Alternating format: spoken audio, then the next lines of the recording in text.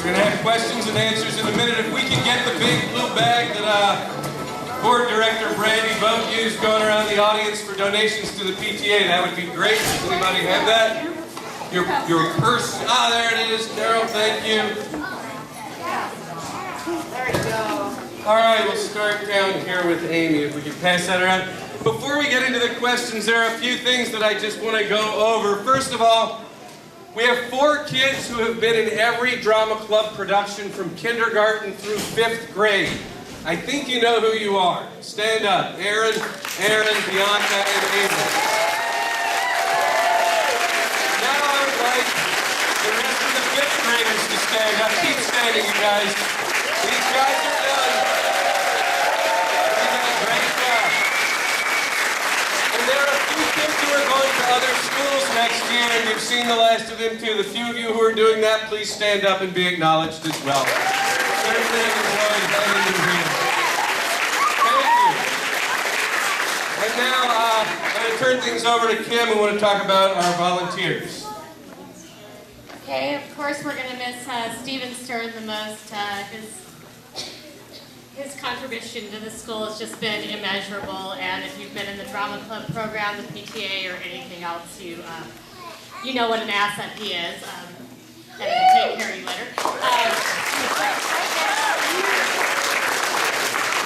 At this time, I would like to acknowledge some of our other volunteer parents who are going to be leaving the school. They've been with this program since their kids have been in kindergarten and 1st grade too.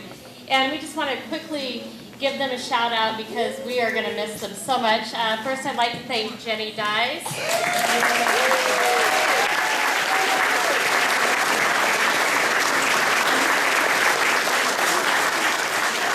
Jessica Price.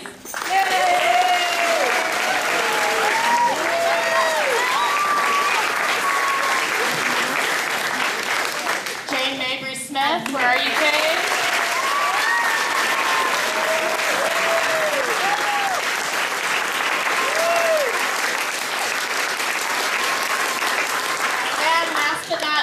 Carolyn Hopkins.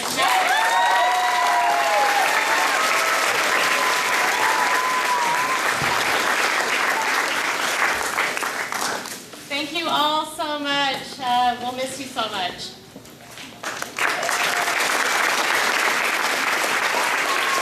Well, I've said it before and I'll say it again. You will not miss us as much as we miss you.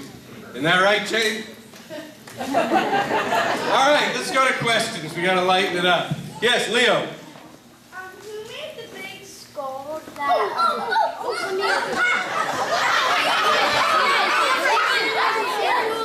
I made the adult answer it this morning, but I will let his child speak today.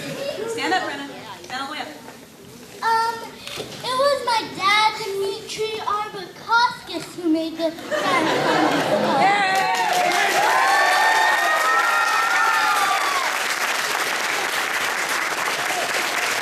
That's right. And if you want a skull just like it, you can commission one from Dimitri.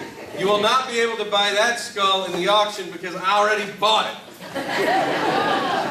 But I've always wanted to have the head of Dr. Dites mounted to my wall. Yes, ma'am. The big face that they threw Dr. Dites in? Yeah, well, I guess I gotta give it to you because of the same thing, huh? Stand up. Well... Who made the the answer is your dad and your uncle. Well, my dad and my uncle...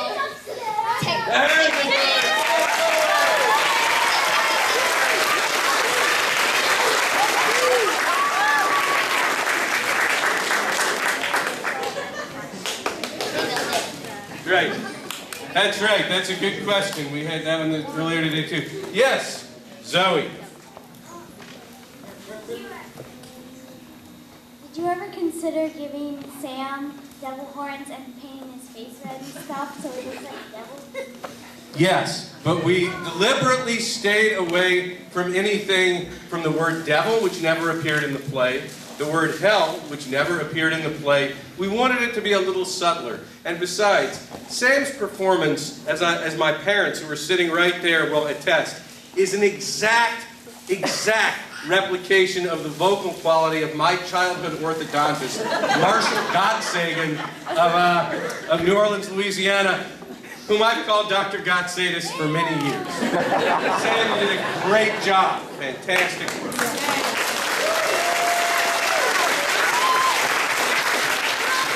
But I don't hold a grudge or anything. Next question. Yes. Stand and deliver. How long did it take you to rehearse? Okay, everyone heard the correct answer. Let's give it to Sophia. 11 hours. 11 hours spread out over about 2 months. But it was under-rehearsed, they just pulled it off anyway. Can you guys give them another hand? They were...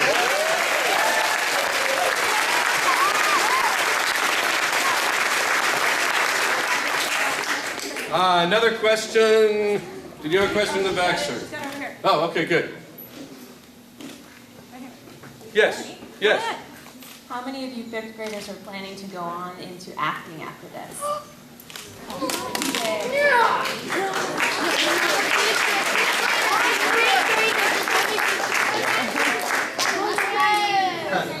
Good, good.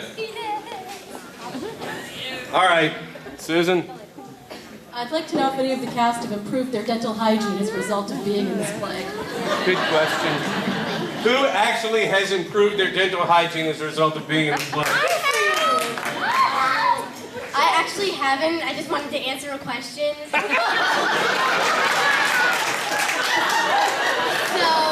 no. Have you? No. I did, because I didn't want Dr. Gottsages to creep in my room at night and say, you need to fix your mouth. I know that feeling. I think we had someone back there. Linda, did you have a question?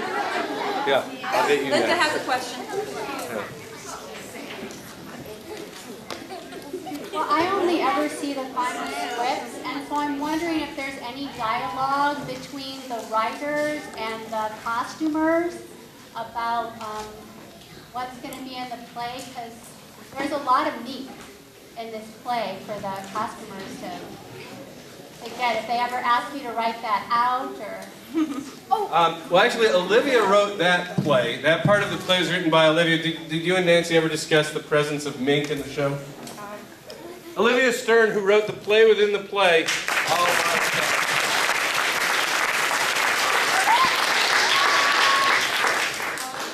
Well, since the hygienists talked about their mink coats with Dr. Dites, Nancy just sort of picked that up, you know, and gave them mink coats in the play. But did she ever ask you to write something easier to find, or did she just find them? No, Nancy's just cool that way. I think she like spawns costumes, just, you know, every so often. Yes. Oh, well, yeah. Yeah, those were all my mom found those. So. Yeah. Thank you, Carol. Yeah, Carol and Hopkins. Down here, then back there. Yes, my mother. I would like to ask the actor who played you Right. how he got it so exactly right. I do feel sorry for Kayla. Kayla is really a much better looking person than this. She deserves to be cast in a better looking part. Wait, what was the question? How did you manage to imitate me so perfectly, my mother wants to know. Stand next to Steven. I have. I'll stand next to you. Oh, you can stand next to me. All right. There we go.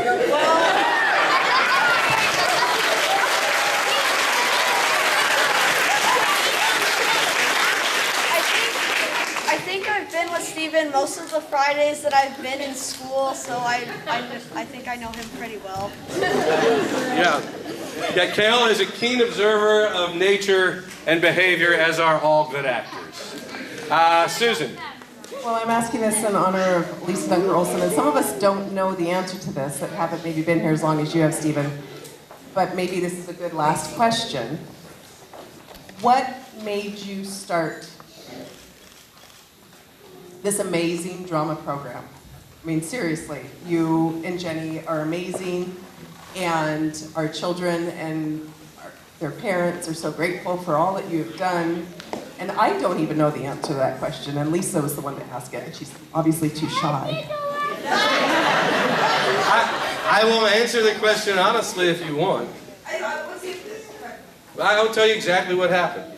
My background is theater. I mean, I have an MFA in directing plays from University of Washington. I stopped doing that when I figured I had to make actual money and work a real job, and that's not a good way to do those things.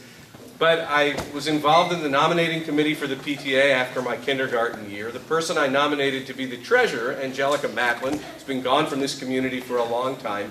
At the end of that year, the end of Olivia's first grade year, came to me and said, we're starting a clubs program. If we got you a budget of $1,000, would you do a drama club?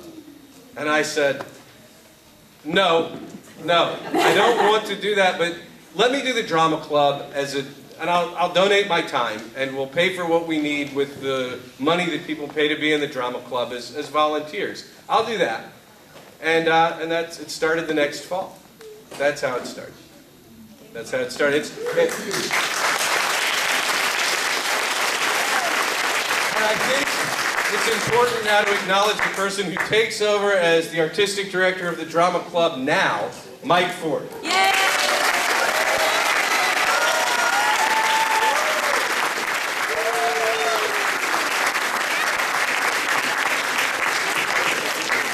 You guys are going to be glad you got Mike. I am so happy that Mike turned up and wanted to do what he ever had.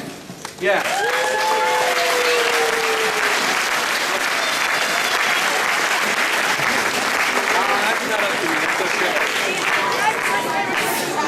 Thank you. Yes, I need that.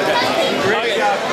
Before you take your stuff off, did you get one to your costume? No, everybody wants the check. You guys talk about the check.